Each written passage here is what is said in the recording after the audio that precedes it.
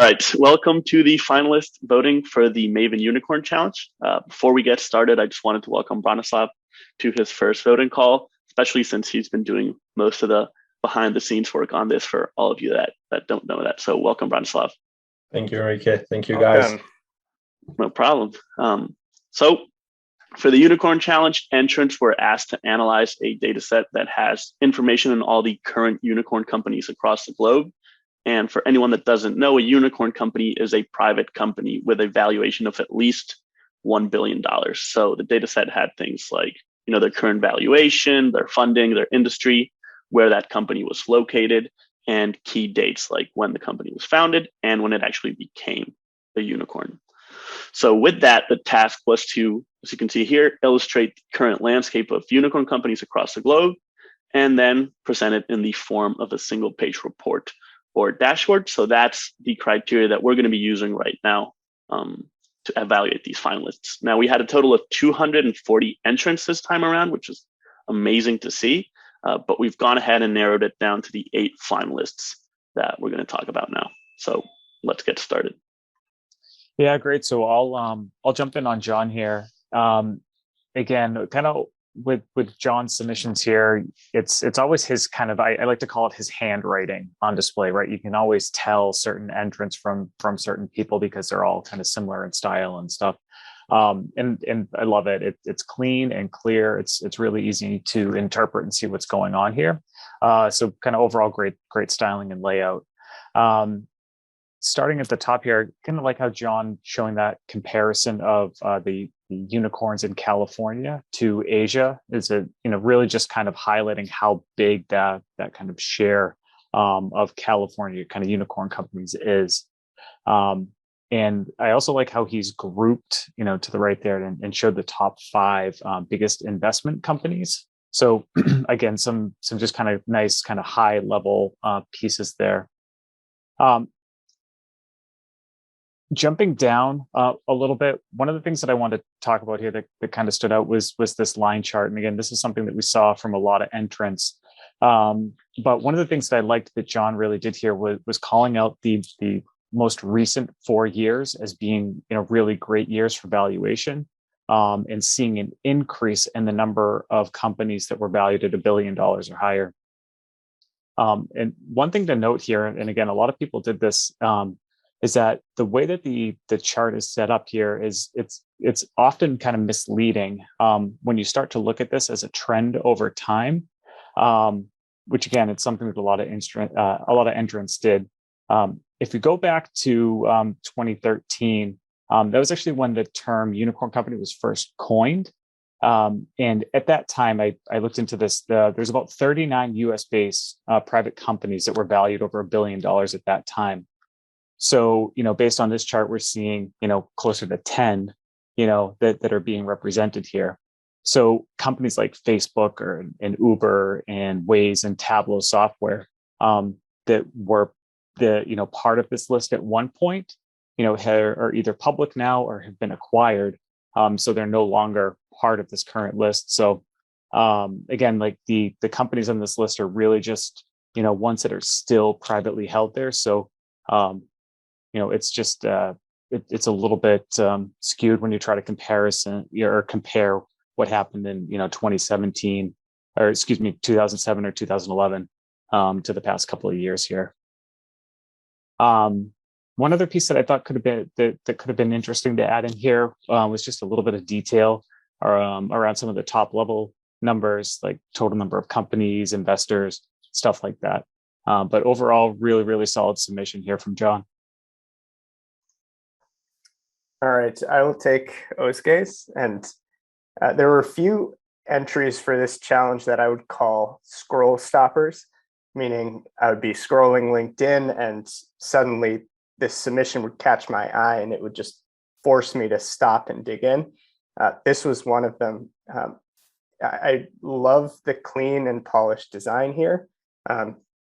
Excellent use of those Gestalt principles that we talk about. Similarity, enclosure, proximity. It really gives it that nice infographic style feel. And what that does is it really creates the space to focus on the narrative and the insights. And I think she did that really, really well here. I love the deliberate and selective use of color. So it's not, dozens of different colors in your face. She's really using color strategically to draw attention to the right places and the key points in the dashboard, which I thought was very well done. The other thing I love about this one is that it's a great example of pushing the boundaries of Excel. This was built in Excel, and proving that it can be an amazing tool for visual design, which is something that other entrants like Stephanie French, she's done that really well too. And this is a case I've personally been making for many years. So I love to see other people helping to make the case too. The other thing I really liked about this submission is that the way that she told the stories and the way that she packaged the insights was really unique and interesting. Rather than just regurgitating simple metrics or summary stats, she kind of uses those metrics to tell a story, right? So talking about the average of 7 years to become a unicorn, comparing valuation against funding, that 11x number on the left, comparing the unicorn total valuation against top country GDP levels was a really interesting kind of way to put that number into interesting context. I thought it was really smart in the bottom to focus on just the top 3 industries and investors rather than trying to show everything. And I think this is one of the best map visuals that I've seen for this challenge. Again, using color deliberately, using font size to kind of show comparative values, just really clean and well designed and easy to interpret. I think, honestly, my only ding at all for this submission, as Aaron mentioned, that line chart is a little bit misleading there. Like he said, we're not really showing the volume of unicorns growing year by year. In fact, that number 1 for 2007 just tells us that there's one unicorn who's still on the list today who became a unicorn back in 2007. So it's a little bit of a different story than I think the visual would suggest. But otherwise, I really loved this entry, and I thought it was fantastic work by Osuke. I have the usual suspect, Gerard, here. I'll go ahead and grab this one. As per usual, really nice overall layout, easy to follow design, and some interesting metrics across the board. I like that Gerard had a little bit of fun with this and kind of used some magical colors for unicorns. And then starting at the top, we kind of get these generalized trends surrounding unicorns. And we still see a little bit of, maybe some of that misleading, time series data related to the fact that this data is censored and a lot of these unicorns are falling off. But I do think that this comparison to the GDP of countries to track, trends in unicorns, particularly in the most recent years, is a really interesting and cool layer to add to this type of analysis. So, we can see economic slumps versus economic, better economic times, and then we can kind of see a little bit of correlation there with the amount of unicorns coming out. I also enjoyed the deep dive into the number of years to become a unicorn. So we saw in Osuke's submission, a single metric to capture that. And I think that's also a very nice way just to kind of deliver that quick hit metric. But if we do want to take a deeper look, then I love this distribution here. That gives us a sense for, what are the tails and maybe how quickly some of these companies really do exit that stage once they hit unicorn status. And then I love this look at, are all unicorns real? And it's more of just a pause to give the audience the sense that, maybe not all of these unicorns are going to deliver on that promise. So I love this mention that, 600 unicorns out of the 1,000 roughly actually have a net value surpassing the funding that they've gotten. So I thought that was cool. And then one of my favorite pieces and one of the angles that I think, Gerard really nailed here was this industry level view. So I kind of look at Gerard's overall piece as kind of almost more of an investor focused dashboard. And so I think he came up with a lot of great metrics to really, drive where maybe investors should be looking, or maybe where, once these companies go public, I should be looking to place some bets. And so he really delivers this nice narrative around fintech and AI as being these companies that have, above average valuations, above average growth, and they also have, above average funding to valuation ratio. So these are, these are going to be, hot areas of concentrated funding. And then I think one of the other unique layers that Gerard provides here is, we saw quite a few, maps that focus on countries. And once again, I really like how Gerard took this a layer deeper and focused on hubs. So, if you think about a country like the United States, very large country, but this really quickly breaks down that all the action is really happening in a couple key hubs, and we can see similar trends across, across the globe. It's really, that Northwestern Europe, New York, San Francisco, portions of India, Israel, and China. And it's very clear that if I wanted to know where these companies were based, I can get a little bit deeper without much additional, lift mentally. So I really love the organization here. I think Gerard, as always, provided a visually appealing chart. And I think in several different ways, he took a lot of these metrics beyond that initial exploratory analysis and really thought carefully about crafting metrics that give us really nice insight into the performance and the distribution of these companies. So really well done, Gerard. Love seeing the submission. All right, I'll take Dion's submission here. Overall, I love the kind of focused and novel approach that he took. Again, from a focus standpoint, singling out the aerospace industry and looking at the companies that are unicorns that comprise that, right? And it's really cool here on how kind of the left side of the nose cone of the rocket, he's basically breaking down the composition of that category, right? And looking at, of all of the companies, within the aerospace industry, SpaceX is taking out basically 88% of that funding, right? So I thought that was really well done. And he's showing you a pro tip on how to read, the actual graph there, kind of what that node cone represents and stuff. So great job there. I also like, again, with the focused approach piece, how he's, basically talks about folks from South Africa, right? Talking about Elon Musk and Roelof from Sequoia Capital down on the bottom right there. And just kind of pointing out the history between Elon and Roelof and, how they work together at Twitter and how they, are funding, how they work together at PayPal. And, kind of now the funding source, with Twitter and just that history there. So I thought that was a really kind of clever way to combine, these two guys into this dashboard. From there, I think, Vihan really manages to pack a lot of, kind of substance, into the dashboard. He's got a really good analysis, while there is a lot of data in here.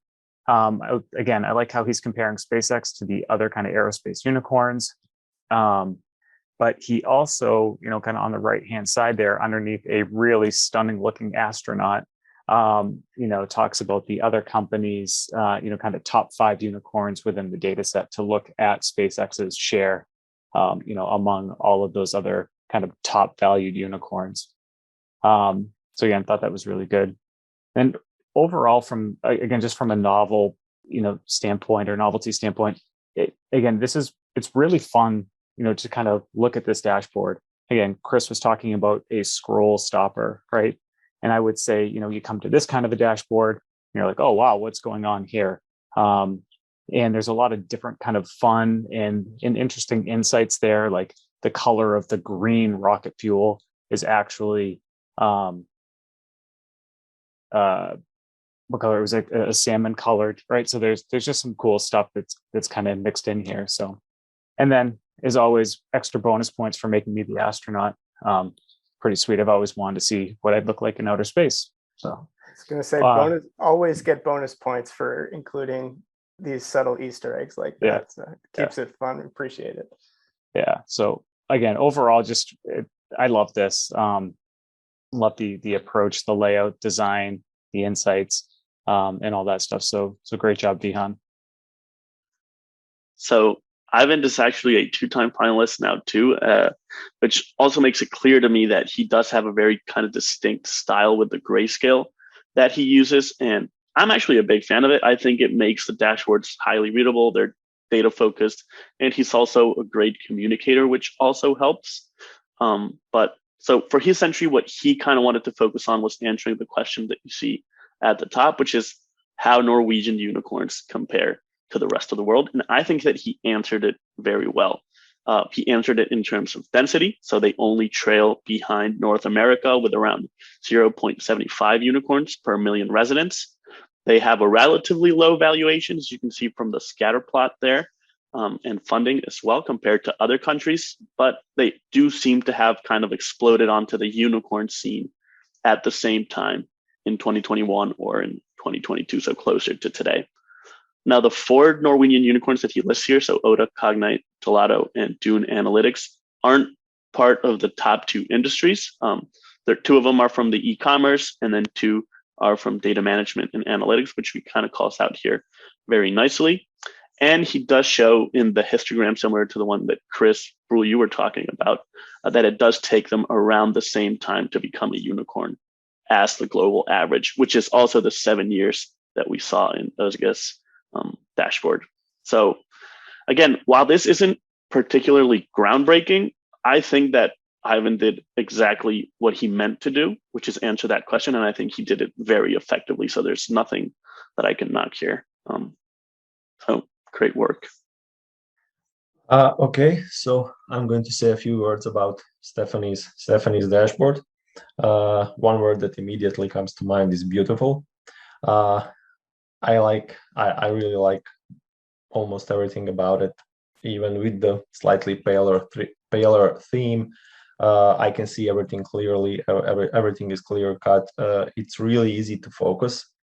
I like how she uses these sort of buckets that just to draw your attention to what she's saying currently, and not wander around across the dashboard to try to figure out what's what.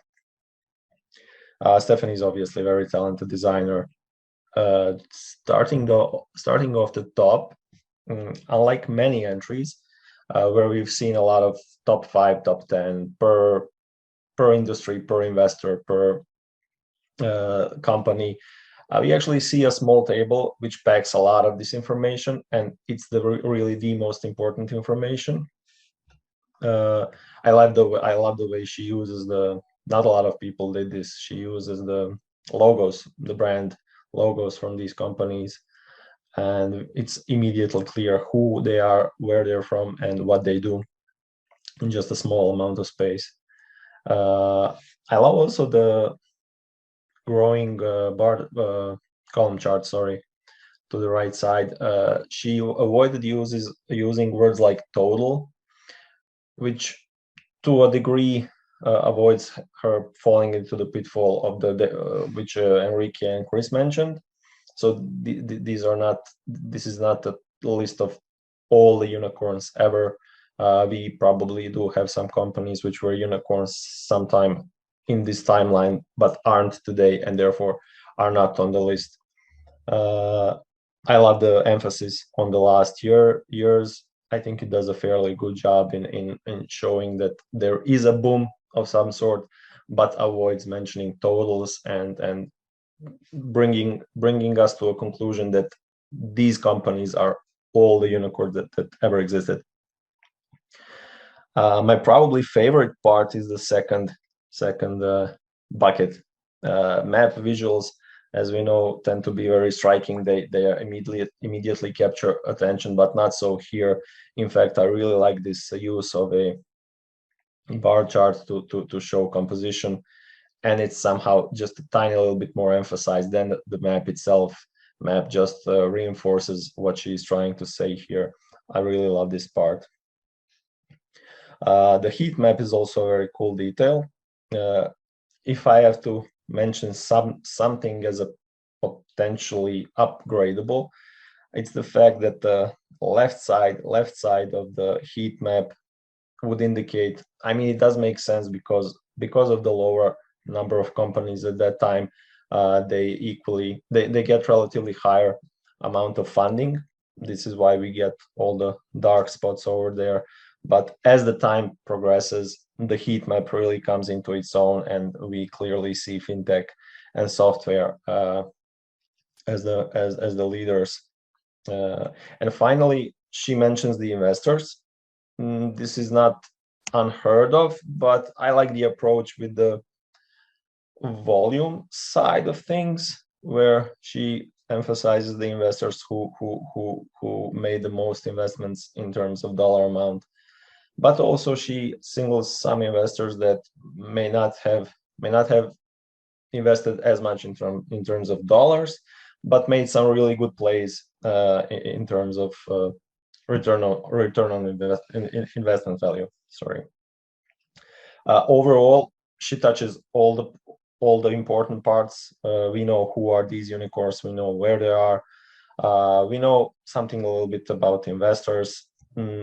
I think this could be a dashboard for a broad audience of folks who don't know a lot of this market, and in that regard, I think it answers our questions excellently. Congrats, Stephanie. Awesome. I'd love to talk about Mina's entry. So before I dive in, it's worth noting Mina also has a full interactive dashboard and also recorded a video illustrating the tooltips. Per the rules of this challenge, we're not going to actually judge based on that, but if anybody who's looking to learn more, you can go check out Mina on LinkedIn. He's got links to both of those there, and you'll see that post, his challenge entry post, has over 500 reactions on LinkedIn, which is just super impressive. It's awesome to see good work getting noticed. So clearly, when you look at this, it's one of those examples that combines the analytical skills with also a lot of creativity and design chops. We always say you really want to focus on nailing the analysis first. You know, make sure you have good insights, tell the right story, and then if you can get creative, call that a cherry on top, but don't make that the focus. I think this is a great example of doing just that. I think Mina does a good job of telling a very clear story and also does so in a way that's really fun and engaging and kind of a unique twist on this. So as you go through this, he starts with some top line summary metrics, just looking at the overall space. Then he gets into telling the trend over time, which a few people have noted there, and I'll come back to that afterwards. Then he makes the largest unicorns and the top industries really easily visible with a bar chart. Always a sucker for a great bar chart. Then at the end, we've got this section showing where unicorns come from. And I think when you dive into that section and read everything there, it's very clear. If I had to critique it, I think there's two things that I would call out here. First is that last section, the maps. I think if you didn't read any of the text, you would have a hard time interpreting what this is. It's one of those where it's not immediately apparent. There's no shading, there's no sizing, where we've seen a few other examples. Ozge had a really interesting one with font size as telling the size, which I thought was a really cool and unique way to tackle it.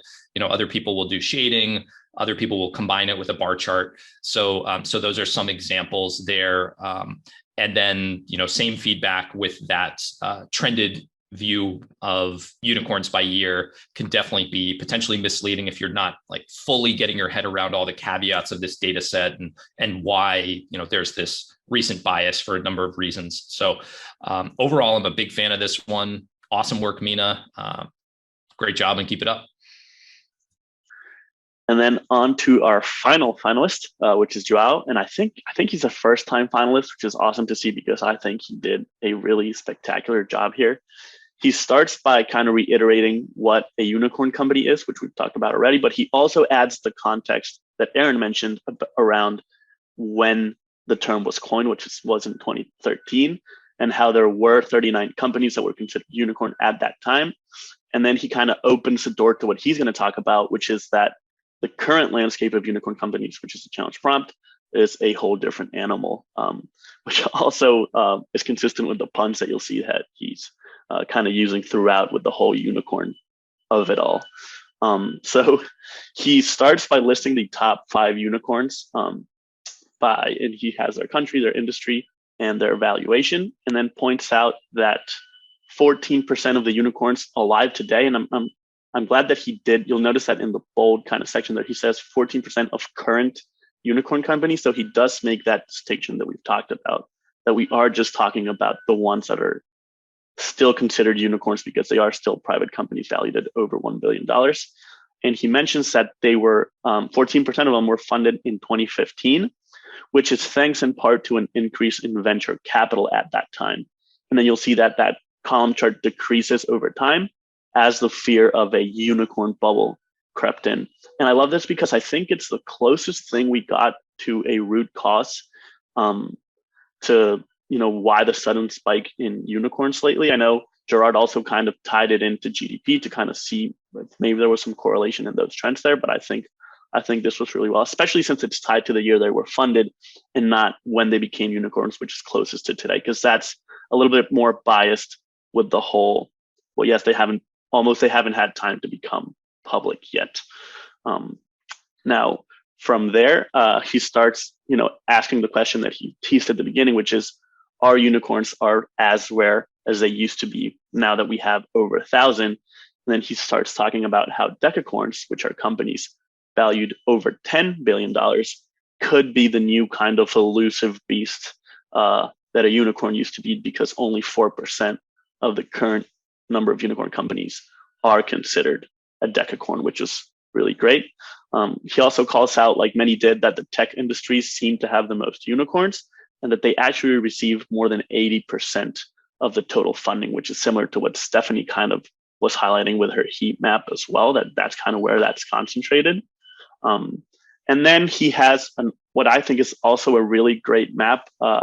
Similar to Özge, Joao, is only focusing on the top 10 countries, so it makes the map readable. And similar to Stephanie, he's also got some complementary stuff in there as well, by also calling out the top cities in the top 2 countries. So San Francisco and New York in the US, and Beijing and Shanghai in China. So overall, I think this was a really clever entry. And I think ultimately that it did answer the challenge prompt perfectly. So good job, Joao. And that brings us to the end of our list. So I think this is going to be one of the hardest kind of discussions that we're going to have on a voting vid call. So let's kick that off. Any initial thoughts from anyone that wants to kind of keep pushing us toward their kind of entry that they talked about? I've kind of got 2 in my head that I would nominate based on, like, consider finalists or like final finalists, based on design and then based on answering the prompt, most accurately. Yeah, go ahead. That's what I'm struggling with too. It's like I think the winner needs to be whoever kind of balanced both best, right? And that's why this is such a tough one to judge, because from my perspective, I see submissions like Stephanie and Mina that are just so beautifully designed, but do have a few of those, call them technical issues or nuances that we talked about. Whereas Joao, I think, was probably the most technically accurate, also strong in design, but it's just balancing, who's doing it all the best. Personally, I think those 3, and Özge as well, like those would probably be top of my list personally, as far as narrowing down this pool. I like Jared too. I think Joao was, I didn't remember how good it was until I had to kind of revisit it to talk about it now. And then I was like, oh man, I kind of want this to win. But then Chris talked about Gerard's, and to his point, I really like this industry performers section of it, which I think is the most unique and best kind of thought out analysis from the bunch, kind of comparing these 2 industries to their to the industry averages in these three metrics, especially the year-over-year growth. I think no one else did that. Like using the difference between when it was funded and today and kind of grabbing the valuation there. I don't know. This is a hard one. This one obviously not only looks great, but hits all the right notes. It is definitely. I don't think these dashboards, these reports would ever fit the same audience. This is probably one of the other things that makes it so difficult. Good luck to us anyway. Yeah, I guess just like, and I think this doesn't, contradict some of the sub finalists we've mentioned, but I guess, if we think about the focus on Norway and South Africa, those might be, I love those dashboards and those reports, but I think they might be missing the across the globe portion of the prompt. As much as I hate to like knock out these entries, but that would be if we have to split hairs, I think that might be one place to do that on. We're focusing on single countries versus the globe. And that might be one way to, kind of knock out some of our entries here. Yeah. That makes sense. And I will say this for this one, while I agree with your point, like he is, in comparing Norway to the rest of the world, he is also showing the rest of the world, whereas Vihan is not only just focusing on the South Africa with Elon and, the Sequoia Capital, but also just focusing on the aerospace industry, which again, also kind of, but I don't know, this is. Might be the hardest one yet. If I had to pick two finalists, I would go Gerard and Joao. And get on board with that. Yeah, I'd agree with those two. I won't argue also. Chris. It's really tough to toss out Ozgaze. I think Ozgaze in particular feels like it would be in like a tech magazine. It's gorgeous, and it I think like if the audience is like a little bit more casual, I think this gives the user everything we need versus some, I think Gerard and Joao go maybe a layer deeper or more granular in terms of analysis, which is great for somebody who might be in the industry or a little bit more, sophisticated. So it's tough for me to throw out this one, but I would definitely get behind the other two as well. We did 3 last time.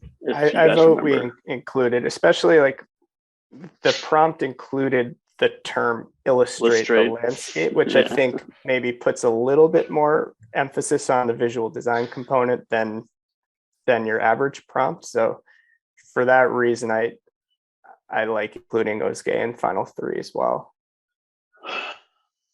I have no problem with that. I'll have a problem making a choice. I already have a problem making a choice. 2 or 3. All right, let's do 1 in the air is Ozgaze, 2 is Gerard, and 3 is Joao. Ready? 1, 2, 3. What do we got? Is that 222? I think it is. Bronislav and I voted Ozgaze. Yep. Chris and John voted Gerard, and Aaron and I voted Joao. Wow. Do we do our first triple winner? What do you guys think? It would make me rest easier. Definitely. Let's do it. Triple winners. I say we do it. This was such a tough one to vote on because the finalist pool was so ridiculously strong. I think it's only fair. Let's give 3 annual subscriptions out. Let's give 3 annual subscriptions awesome. out. Perfect. Congratulations. Awesome. Yeah, congratulations, nice work, Joao. Round of applause. This was a fun one. All right, so congratulations to our winners. To recap for you guys, you not only won a free annual membership to Maven for yourself, but you've also won a free annual membership for yourself to give away to anyone of your choice. So congratulations once again, especially for being part of this kind of first triple winner challenge. But thanks to all of you guys as well for joining the call. Thanks for everyone else, all 240 of you who participated in this challenge. And we will hope to see all of you in the next one, which I hope is as challenging as this one. So thanks, everyone.